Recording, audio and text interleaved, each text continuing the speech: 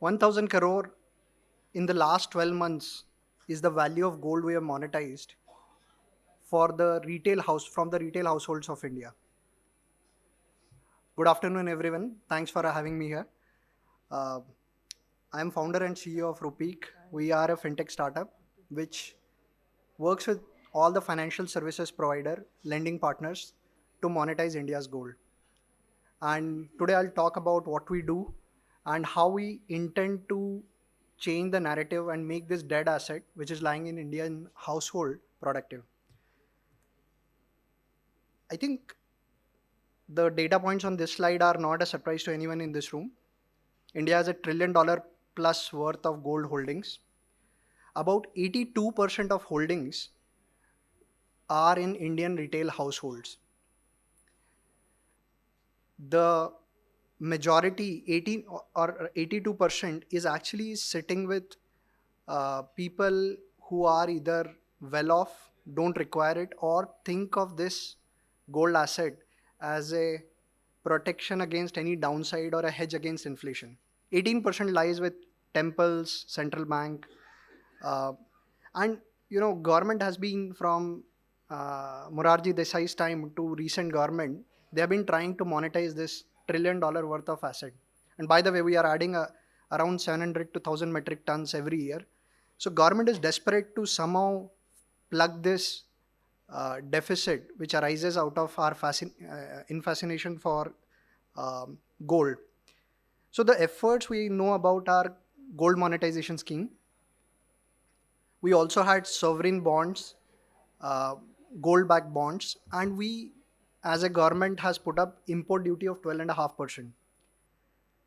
But none of these things have lowered down the temptation to buy physical gold. And there is a logic why, we have not been successful in, or rather, I should say, it has been a limited success through these channels. First is that it requires melting. The moment you melt the gold, the emotional connect associated with gold is gone. And Indian households get this gold jewelry through inheritance. They buy it at special moments, occasions. So it's so deep culturally ingrained that it's just not possible to melt this gold, at least in a big, meaningful way.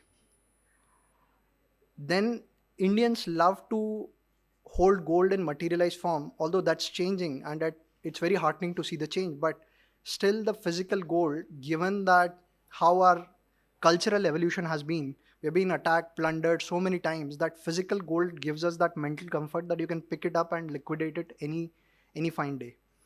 So gold in dematerialized form is not for the masses, but for elite and certain class of the society. Import duty, whenever you have increase in import duty, it is strongly correlated with increase in smuggling or black marketing of gold. This, there have been enough measures to curb this, but again, met with limited success. Now, what we think could be an interesting way to liquidate this huge pile of gold is actually building a gold loan company which doesn't require melting or parting away with asset. You put the asset back into circulation. And that's what we have been doing for last 4 years now. In the last 1 year, we have seen significant progress. And the way we have made this progress is by getting deeper balance sheet access of large financial institutions such as banks and blue chip NBFCs, and building the pipes through which gold will be monetized in this country. And we'll talk about that in a moment. So first, it makes sense to discuss currently what are the issues in the gold-backed lending universe. The biggest challenge is there is a huge social stigma in pawning your gold jewelry. You can blame Bollywood for that partly. Every association of pawning your gold is associated with despair. It is associated with, it's frowned upon. Nobody wants to know publicly that gold, they have pledged gold to get capital. It's like an absolute sign of distress. And where we are sitting in Delhi, I'll talk about how we are seeing head over heel growth in Delhi market because of our business model. But social stigma is so damn high that people don't want to be seen publicly pledging gold. And that is unfortunate because any other asset class doesn't face this kind of resistance You talk about LAP, you talk about credit card, those are flaunted. Those are, celebrated almost, I could say. So banks, NBFCs, pawnbrokers, everywhere you go, the first thing a branch manager says is, "Sir, आपको ज़रूरत पड़ेगी gold loan की." So the mentality is as such that it is a absolute signaling of distress. Unfortunate for the country, unfortunate for the entire ecosystem. Now, second big challenge is a lot of NBFCs have competed against bank by building an assembly line kind of distribution system where you walk in with a piece of jewelry and within 30 minutes you'll get capital. These are likes of Muthoot, Manapuram, IIFL, Shriram City, and they have done a fantastic job in terms of liquidating the market, organizing the market from unorganized pawnbrokers to an organized setup, which brought everything under KYC, and there were controls and measures. But they couldn't solve one thing, which was very high interest rate. They yet charged 25 to 30% on a highly fungible asset, and today's time we could argue it's probably better than dollar as an asset class.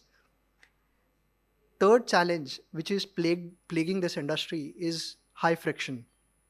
So even if you look at any credit, this is more from a credit perspective, that the moment you remove credit from a process of the friction from a credit consumption process, it just flies. Credit card, wallet. Now, a lot of people are having top-up products on credit in the wallet, but there is a proven science where it shows that if you take the friction out, the frequency and the consumption increases. More people are likely to join. Unfortunately, none of the existing players have solved this problem at all. And that's where we step in. Now, what we do is, currently our business model works in a way where banks are at one end and consumers at the other end. Banks do not have to open any physical brick and mortar shop in order to build a gold loan book. What we do is, we have a simple mobile app on Android, not even on iOS currently, but just on Android. You go download the app, you raise a request, and less than 30 minutes someone will give you a call trying to understand if you want a transaction in which city, or currently we are live in 10 cities, and we show up at their doorstep.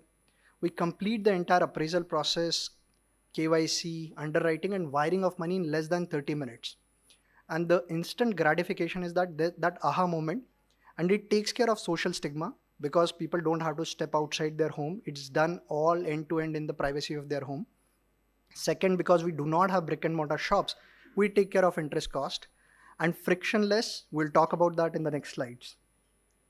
So this is what I was talking about. Now, the current products which we have is a doorstep gold loan where we show up at customer's doorstep after doing a quick background check through our analytics platform. We also have gold back OD product. So where you don't tell any borrower that they are actually taking a gold loan. For a audience, say from Delhi or a southern elite class, upper middle class, you tell them gold loan, they'll say, "No boss, I have 10 other credit line products." And if you tell them, "Look, this is a digi locker. Anyway, you're storing your gold with bank. Why don't you store it with me? And I will be able to give you your jewels back at an individual level." Suppose you want to wear something to a party, you just open your app, select the jewels you want, and our guys will deliver at your doorstep. This is the second product where on your mobile app, there will be an overdraft limit set up by us. And then the new coming product is gold back credit cards or debit cards.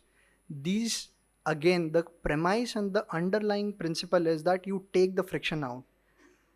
In all three processes, we have seen that the amount of new to gold loan borrowers and people who are increasing consumption, the third one is yet to pan out, but the second one, the frequency has gone materially higher in terms of borrowing. So this is the social stigma part. We changed the name of the customer, but what they have done is, for a medical emergency loan, they would have never borrowed against gold. In an industry offline world, the new to gold loan customers are growing at a 10% or thereabout rate. With us as a startup, no brand, no celebrity endorsement, we see 3x the conversion in new to gold loan customers. Please note that these customers are borrowing their life's first gold loan via Rupeek platform. And I think it's absolutely powerful. More than the credit to the company, it's the credit to the model, which is taking care of the stigma. We are also able to reduce the end-to-end execution doesn't require brick and mortar cost. So we are able to reduce the interest which customer has to pay by a significant portion. It's still, slightly more expensive than what banks IRR would be. It would be 12 to 13%. We are at 15 to 20%. But what it does is that nobody has to open a physical brick and mortar shop to disburse gold loan. So we show up at customer's doorstep, complete the process, pack the gold in a very safe and secure way, move it to a secure vault, and we have tie-up with Bring, Secure Value, CMS. You name the security agency vault where gold can be stored. So theoretically, you don't even require any presence on the ground, and gold monetization can happen. So it's truly a plug and play model for the banks and any large NBFCs who want to take exposure in gold loan sector. By the way, which they absolutely love. Risk adjusted returns are phenomenal in this sector.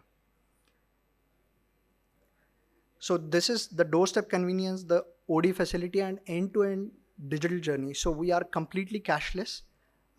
We do end-to-end digitization of our processes, which gives that, reduces the friction. Every time there is a human intervention or a physical process, it just breaks the experience. Now, so a lot of times a common question or a perception rather people get is that, this sounds very risky. How are you able to move the gold? Last month we did close to 200 crore monthly disbursement. And, again, the same question that what if you lose your gold? And proudly, we can say that we have never lost even a single gram of gold till date. And it has been thousands of crore literally. The entire premise is that how do you contain risk from collusion? How do you contain risk of tampering? And how do you build enough vigilance systems so that if push came to shove, you can get hold of the guy in literally matter of minutes? And how do we do that? So the gold is packed in tamper-evident pouches. These are specially made, machine readable, and are fully integrated with our tech system throughout the journey of gold movement. We have a central vigilance team which has in-turn tie-up with the local law and order authorities, which monitors the real-time movement and gets alert for every single deviation which happens in the field. We do a KYC verification right at customer's doorstep and make sure that no fraudulent, and all processes, because they are digital, thanks to Aadhaar, we have bio-auth. These things make sure that we do not accept any fraudulent customers or fraudulent attempts into our system. We are completely cashless, as I talked about. Even for our own employees, we do a lot of permutation combination, and there are checks and balances. Right from the time they enter, there is a psychometric test and a police verification. To the time they go into the transaction, there is a randomized pairing so that the collusion risk is next to zero. All of this, of course, is backed by 100% insurance. But, as they say, it's better to protect downside rather than prepare for the worst scenario. This is an interesting development which we have done. So a lot of these jewels are, XRF testing is only for few nanometer, and there has been like zero innovation in the gold testing process. This is a very frugal, model which we have built in-house, which uses a simple hardware, and gold has this certain metallurgical properties. What it does is that when you rub it against abrasive surface, it leaves a certain kind of streak. And if you feed enough data in the machine learning model, you can actually start predicting gold's purity level to the half a caratage accuracy level. This is a hardware which we contain and take it in the field. It's extremely frugal, very low cost, proprietary, patented. And what we also do is that using computers, you can actually, computer vision and machine learning, you can identify that what is stone, what is a gold. So the point where RBI says that you have to lend against metal value of gold is something we are able to do very comfortably, and it makes us scalable. The endpoint of delivery is not contingent to us. So just quickly recapping, it's a plug and play model for the lenders, which they absolutely love. No capex, no opex. They can start building books by just signing an agreement with us. We're able to expand rapidly. We've grown from 1 city concept to 10 city concept in less than 15 months. What we are able to do is reduce that capex opex cost from the system and make it efficient. A very quick, before I part with you, very quick result of what we have been able to generate in a single year. And this is for a single lending partner, more than 500 crore plus of loan book, 150 crore of monthly disbursement. At a branch level, we are able to move the AUM from mere 79 lakh to 12 crore plus. And what it helps is it relieves the pressure of the branch manager to ramp up their AUM. So it's kind of a win-win-win for the ecosystem. Hopefully, we'll be able to continue with our innovating process in the gold loan sector. Thank you for time.